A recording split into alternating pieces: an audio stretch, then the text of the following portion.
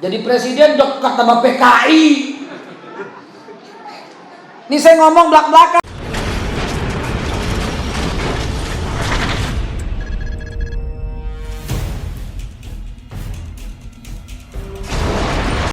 Sallu ala Nabi Muhammad. Bismillahirrahmanirrahim. Ibu sekalian dan bapak sekalian dirahmati Allah, mari kita mencetak generasi unggul. Itulah topik kita utama. Udah ngapa ibu dibelain, ngomong aja. Udah. Udah. Bapak ibu sekalian, mari dalam kesempatan yang singkat ini, karena padatnya jadwal, saya mesti hadir ke GOR Pajajaran. Mana dia orangnya? Mana orangnya? GOR Pajajaran? Hah? Belum datang? Udah? Mana? Makan. Udah batal? Gegara saja. Cepat. Habis ini ke sana sebentar. Baru ke GOR Ciracas. Hadirin yang dimuliakan Allah Subhanahu wa taala. Mari dalam kesempatan kali ini, sebelum saya lupa, saya mau kasih amanat dari Gubernur DKI yang insya Allah menjadi Gubernur NKRI dan menjadi Presiden Republik Indonesia, Bapak Anies Baswedan. Amin semua nih, masya Allah. Dimana bisa bicara amin? Lo diam aja nggak amin? Lo mau Jokowi lagi kan? Iya kan? Ngaku lo. Tapi nggak apa-apa, itu hak, jangan dibenci. Dia mau Jokowi 3 periode nih. Nggak apa-apa, itu hak lo, nggak apa-apa. Kita nggak benci, kita nggak marah, betul? Tapi kita berjuang, tahun 2024 kita berjuang. Siapa yang akan menang nanti kita lihat. Nggak apa-apa, ini demokrasi kok, boleh aja kita berjuang gitu ya. Lu belain dia nggak apa-apa. Kita tetap bersaudara, nggak apa-apa. Gue nggak bakal sedlokin air, gue mau minum.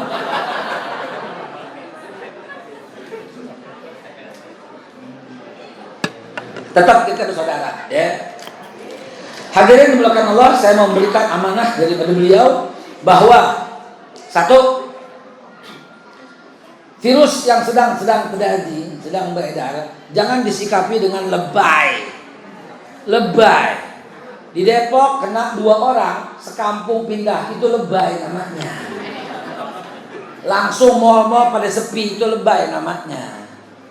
Langsung mal-mal pada, itu nggak boleh begitu. Itu mengurangi dan merusak stabilitas namanya.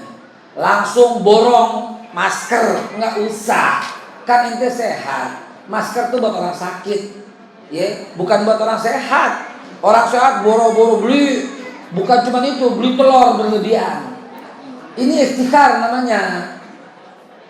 Salah satu transaksi yang diharamkan Allah itu menimbun barang, namanya ikhtikar.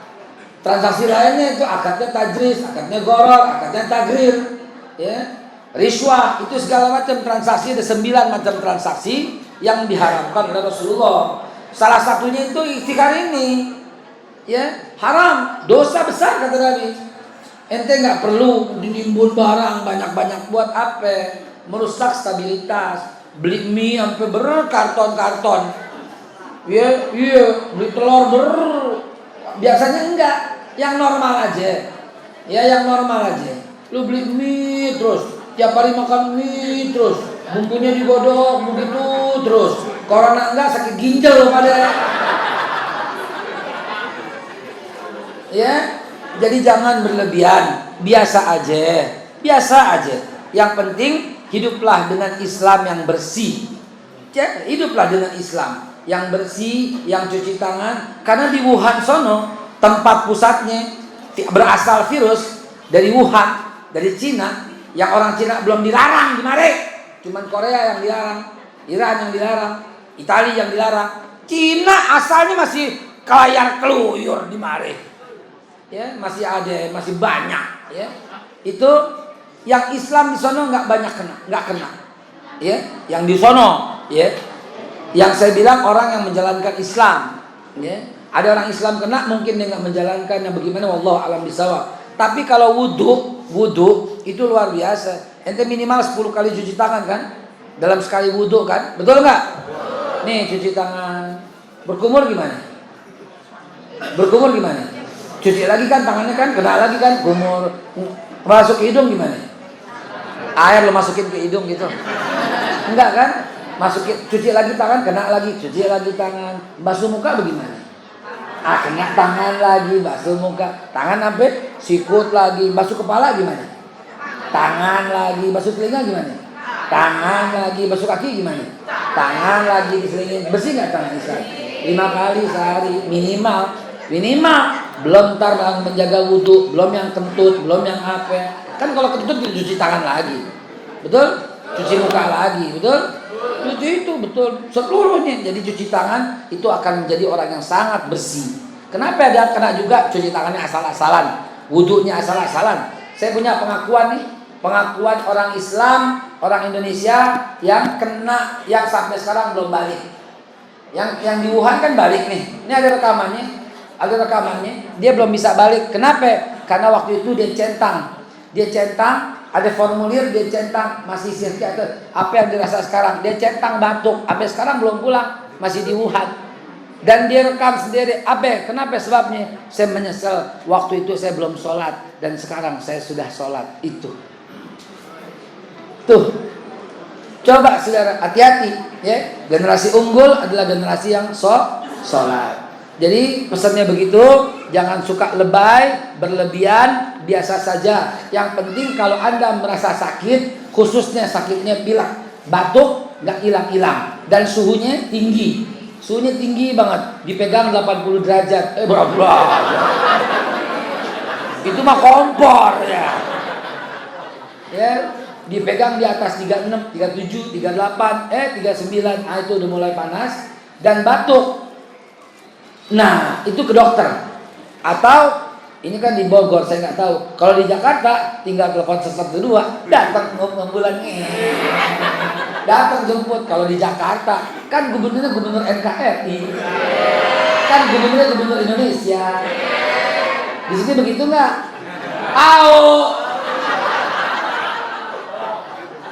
Pokoknya kalau sakit periksa, ya sakit periksa. Itulah generasi unggul, ya. Hadirin dimuliakan Allah, maka dalam waktu yang simpel dan singkat ini, izinkan saya menyampaikan sesuatu.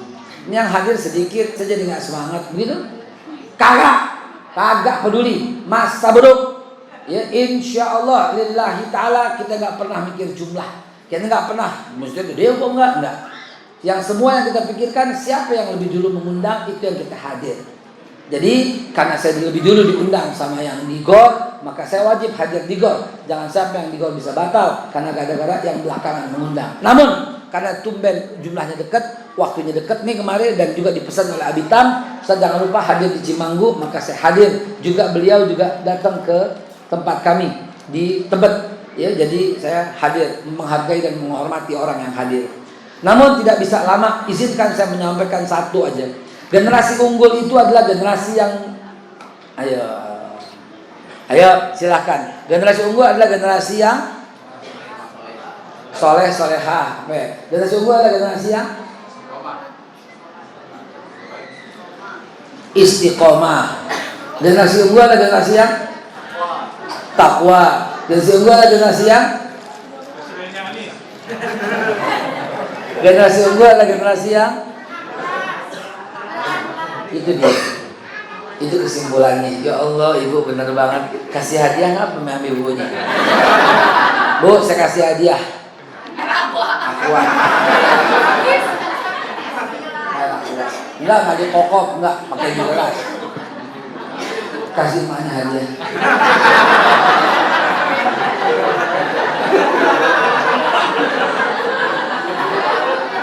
Ambil kembang.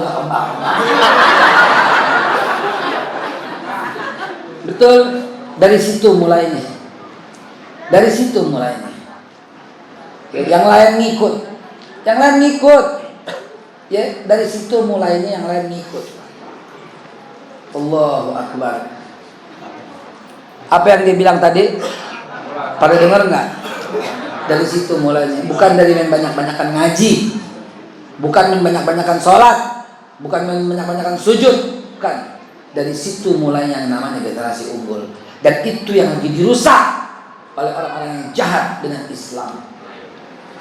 Nomor satu dan paling utama tugas Nabi Muhammad SAW, sebagaimana yang beliau sabdakan dalam hadis riwayat Bukhari, innama bu'istu liutammima makarimal akhlak. Sesungguhnya hanya saja aku diutus oleh Allah yang paling utama untuk menyempurnakan akhlak. Dengan akhlak yang baik, ente jadi nggak sanggup meninggalkan sholat. Sehingga ketika ente nggak sanggup meninggalkan sholat, maka akan tercegah perbuatan keji dan mungkar. Dengan akhlak yang baik, orang tua jadi redho. Dan ketika orang tua redho, Allah redho, kelar hidup lo udah, kelar hidup lo semua. Ente mau apa? Allah sediain. Allah redho bagaimana coba? Allah redho. Ente mau apa? Allah sediain. Ente mau mobil, Allah kasih. Dari jalan jangan diduga-duga. Ente mau rumah, Allah kasih. Allah redho. Dari mana? Dari orang tua redho. Orang tua redho dari mana? Dari akhlak. Akidah lempeng dari akhlak. Ada nggak orang ngaji tapi dia terseret dalam aliran sesat? Ada nggak? Padahal kan ngaji. Ada nggak orang ngaji tapi habis ngaji kerjaannya bid'ahin orang ngaji? Ada nggak? Ada tidak? Habis ngaji bid'ah. Habis ngaji saudaranya meninggal tahlilan nggak mau. Tapi yang datang ke tempat tahlilan malah dibilang bid'ah. Banyak nggak yang begitu? Habis ngaji padahal. Ini tanda ngajinya nggak berkah. Ini tanda akhlaknya nggak diasah. Ada nggak habis ngaji berantem sama orang tua? Ada nggak? Ada. Haram surga bagimu. Habis ngaji, Bu, Pak, saya mau ngaji. Ya, bantuin gue sini neng, bantuin gue. Alah ibu, saya mau ngaji. Haram lo ngaji. Sekali lagi, haram lo ngaji. Jangankan ngaji, saudara. Perang Uhud, Rasulullah masih periksa. Siapa di antara kalian yang masih punya orang tua? Angkat tangan. Apakah orang tuamu dalam perlindunganmu? Iya. Pulang. Nggak ada jihad bagimu. Jihadmu merawat orang tuamu. Nangisnya gitu. Saya nangis kalau melihat orang masih punya orang tuanya udah sakit, udah stroke, di bangku, dirawatin, nangis. Kenapa? Ngiri. Kenapa? Sorga di depan matanya, saudara.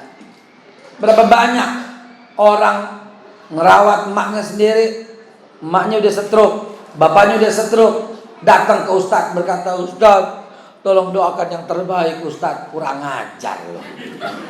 Maksud lo apa? Kan mendoakan kematian itu. Pokoknya yang terbaik aja dia Ustadz. Apa maksudnya? Pernah datang sama saya begitu? Anak celaka lo, saya bilang. Anak kurang ajar lo. Bosen ngerawatin orang tua.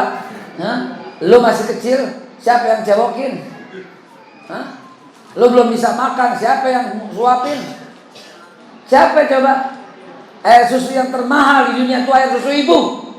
Sekali ibu berkata, ya Allah, saya nggak redho air susu saya haram surga selamanya bagimu. Mati dalam keadaan tak sanggup mengucap la ilaha illallah. Alqamah sahabat Nabi cuman bikin kesinggung dikit ibunya tidak bisa baca la ilaha illallah menjelang wafatnya. Padahal sahabat Nabi, saudara. Padahal cium tangan Nabi, padahal ngaji sama Nabi, singgung dikit orang tua, tidak bisa la ilaha illallah menjelang ajalnya, saudara. Maka generasi yang unggul itu adalah generasi yang berakhlakul karimah. Generasi unggul itu adalah generasi yang ngomongnya itu lunak, lemah lembut kepada orang tua.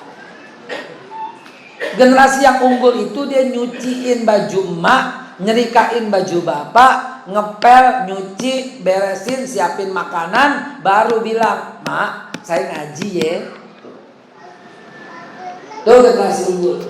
Jangan cerita deh generasi unggul kalau seandainya kita masih nyakitin hati orang tua. Generasi unggul itu tidak akan pernah merugikan orang lain. Generasi unggul dari mulutnya itu an kana yu'minu billah wal yaumil akhir falyakul khairan aw liyasmut. Dia ngomong baik atau diam aja. Itu generasi unggul. Generasi unggul itu nggak pernah memperdulikan orang susah di sebelah kanannya. Apakah dia Islam, Kristen, Hindu, Buddha, Protestan, Konghucu, siapapun yang ada keperluan dia bantu sebisanya. Itu generasi unggul. Nggak punya duit Ustaz, cukup pasang kain belacu, buka posko banjir. Itu generasi unggul. Dan bagi, jangan pernah batasin dia mau Islam kayak emang mau tanya bantuan. Kagak. Allah la yu'min, kata Nabi, demi Allah tidak beriman. Sahabat ngeri. Nabi udah ngomong demi Allah, bilang gak beriman lagi. 3 kali lagi. Siapa ya Rasulullah? Mereka yang kenyang, kata Nabi. Sementara tetangganya lapar. Dan Rasulullah bilang tetangga, gak bilang muslim. Berarti Islam di situ kita lihat indahnya. Rahmatan lil Nabi Muhammad diutus bukan untuk orang Islam doang. Wa ma arsalnaka illa kaffatan linnas. Tiadalah engkau ya Nabi, aku utus kata Allah, kecuali untuk seluruh umat manusia. Dan seluruh umat manusia itu akan mendapat rahmatan lil alamin, membawa rahmat ke seluruh alam. Nabi Muhammad diutus bukan cuma membawa rahmat buat orang Islam, buat orang yang lain agama juga. Bukan cuma buat orang lain agama, buat hewan juga, buat tumbuhan juga, buat ekosistem juga, buat lingkungan juga, rahmatan lil alamin. Maka jadilah Nabi Muhammad secuil aja sikapnya, sifatnya yang bisa kita ikutin. Jadi generasi unggul, saudara. Jadi generasi unggul. Saya punya MKI, Majelis Keluarga Indonesia. Anggotanya tiap hari bertambah. Ya. Ada di tas itu. Tiap hari bertambah. Dan banyak orang tua yang mengeluh terhadap generasi unggul yang salah arah. Ustaz, saya senang anak saya ngaji. Dulu dia nggak ngaji dan dia sekarang ngaji. Saya senang sebenarnya Ustaz. Tapi kenapa ya Ustaz? Kok abis ngaji kata-katanya jadi ketus sama saya?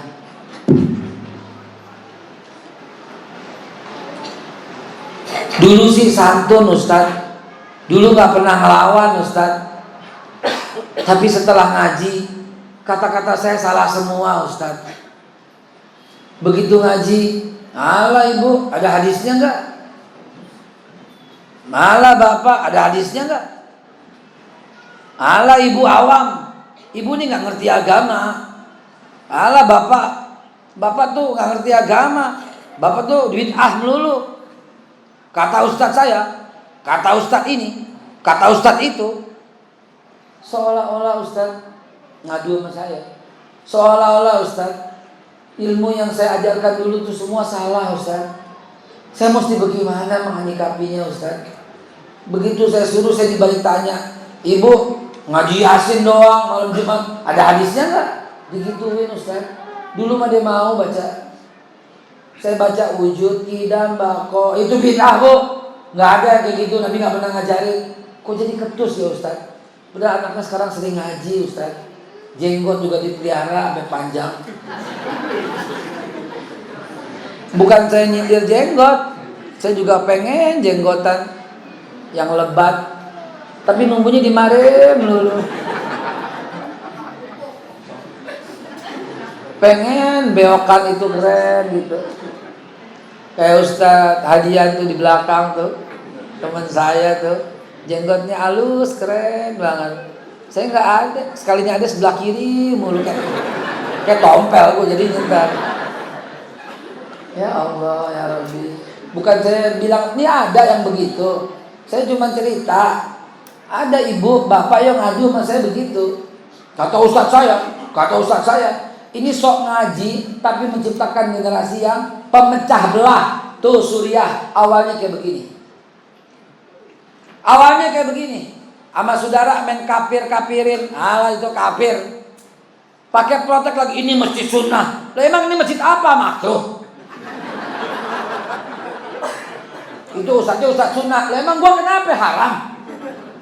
pakai begitu sih? Ini dia nih, ngakunya ngaji tapi pemecah belah umat. Kalau ente Syiah barangkali nggak mau nyampur masjidnya. Lah ini masjid dibilang ahlul bid'ah. Duduk sama kita nggak mau, dibilang kita ahlul bid'ah. Sementara kita doain dia terus. Coba dalam sholawat kita baca apa coba? Dalam barzanji kita baca apa coba? Ya Rabbi salli ala Muhammad, Ya Rabbi farhamna jami'a. Ya Rabbi salli ala Muhammad, Ya Rabbi farham kulla muslim. Coba.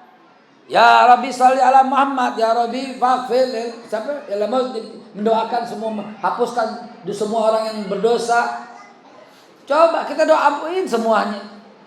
Ya Rabbi salli ala Muhammad, Ya Rabbi warhamna jami'at. Rahmati kami semuanya. Kita doain semua orang. Maulid dibilang bid'ah. Kita doain dia supain kita. Bagaimana ceritanya sih? Faghfir kulla mudnib. Coba. Ampuni semua yang bersalah. Ya Rabbi salli ala Muhammad, Ya Rabbi salli alaihi wasallim. Allahumma salli wa sallim wa barik alaihi. Kita doain tiap maulid. Kagak dia. Bilang kita bid'ah. Ini generasi unggul, generasi nyusruk loh namanya. Saudara sekalian, mari generasi unggul menjaga persatuan. Setelah menjaga akhlak, menjaga persatuan. Gak usah saling hina. Dia pengen Jokowi 3 periode, gak apa-apa. Gue tetap sayang sama lo. Kalau gue sih Anies Baswedan nanti, gak apa-apa. Ya, tetap bersaudara. Jangan lagi marahan, jangan lagi musuhan. Ya. Cukup begitu, cukup udah diuji kemarin udah cukup. Gue bukan mau kampanye nih hari ini. Tapi kita mau mengatakan apa? Mau mengatakan insya Allah generasi unggul jaga akhlak. Karena kedudukan akhlak itu tinggi. Ente ngaji, akhlaknya nggak beres. Lu ngaji tersesat bisa. Lu jadi teroris. Lu pasang bom bunuh diri. Lu bunuh dia saudara lu sendiri. Tuh. Lu sering ngaji, tapi lu kata-katain orang bid'ah. Lu katain orang kafir kadang-kadang ngaji. Ini bukan generasi unggul. Generasi unggul itu adalah dia menjaga saudaranya. Dia nggak ujub, dia nggak bangga. Dia nggak merasa dirinya paling benar, paling suci, enggak. Dia merasa haus akan ilmu. La tazukku anfusakum wallahu a'lamu biman ittaqa. Dia jaga ayat itu. Enggak merasa diri paling pintar, paling suci, paling bersih. Wallahu a'lamu biman ittaqa. Allah dia yang paling tahu siapa yang paling bertakwa di antara kalian. Itulah generasi unggul. Generasi unggul itu melindungi ulama, melindungi habaib. Ketika ulama diganggu, ketika habaib diganggu, generasi unggul akan maju paling depan dalam menjaga kehormatan para ulama dan habaib negara ini. Itu generasi unggul. Generasi unggul wajib ada dalam setiap negeri. Kenapa? Karena dialah yang akan tampil nantinya. Coba lihat, zaman Belanda, siapa yang pertama kali maju? Orang tua? Kagak, anak muda semuanya. Yang dikatakan oleh Belanda, kowe orang ini ekstremis. Siapa coba? Anak-anak muda. Orang tuanya enggak. Dia malah jadi centeng Belanda, gegaras duit Belanda akhirnya. Gengket warga begitu. Zaman Jepang, siapa yang maju? Ya anak muda. Orang tuanya berunding mulu sama Jepang. Betul nggak? Bikin BPUPKI, Badan Persiapan Usaha Kemerdekaan Indonesia, bikin Dokuritsu Jumbai Cusakai. Anak mudanya kagak deh, lawan tuh Jepang, kafir, nyembah matahari gitu. Siapa yang mimpin pertama kali? Tengku Abdul Jalil, pimpinan pesantren Cotpleng dari Aceh, yang mengumandangkan semangat melawan Jepang. Yang lain masih mau berunding aja sama Jepang. Bung Karno aja mau berunding sama Jepang. Bung Karno aja masih mau berunding. Anak muda enggak, diculik Bung Karno, paksa. Sekarang merdeka, diculik Bung Karno dan Bung Hatta. Enggak, mau diskusi dulu, mau rapat dulu. Kagak. Bacain teks proklamasi besok. Diculik ke Rengas Dengklok. Betul enggak? Masih ragu, datang ke rumah Habib Ali bin Abdurrahman Al-Habsyi, Kuitang. Bacain teks, jangan ragu, kata Habib Ali. Baru Bung Karno timbul semangatnya dan membacakan teks proklamasi. Tapi pemuda, Jadi presiden dekat sama PKI. Ini saya ngomong belak-belakan, ngomong sejarah. Ayo silahkan adu debat sini. Ayo. Tuntut saya silahkan. Saya katakan apa adanya. Bung Karno membubarkan Masyumi. Bung Karno mau membubarkan HMI. Sementara dia lebih dekat sama Aidit. Saya nggak bilang Bung Karno PKI, jangan dipelintir. Saya bilang dia membubarkan Masyumi. Saya bilang dia dekat sama Aidit. Jangan dipelintir. Saya tahu kalau saya salah ngomong, yang demen yang banyak banget yang laporin ke Barreskrim. Saya ngomong apa adanya. Saya ngomong sejarah. Karena itu dipenjarain tuh Bung Karno, Buya Hamka dipenjara, Safrudin Perwira Negara. Coba siapa semua ulama-ulama Islam, Muhammad Nasir, penjara semua. Merasa begini, turun lagi pemuda 66 kan, mahmilupkan Soekarno titik-titik Peking. Tahu nggak? Anak muda nggak tahu, ketutup mata. Anak orang tua wajib sampaikan yang benar sejarah. Jangan diumpet-umpetin dong anak muda dong. Jadi generasi unggul yang melek sejarah. Kita hormat sama Bung Karno sebagai bapak proklamator, tapi jangan lupa sejarah. Bung Karno juga mengajarkan jas merah. Jangan sekali-kali melupakan sejarah. Kalau saya sekarang jas metal. Jangan sekali-kali melupakan jejak digital.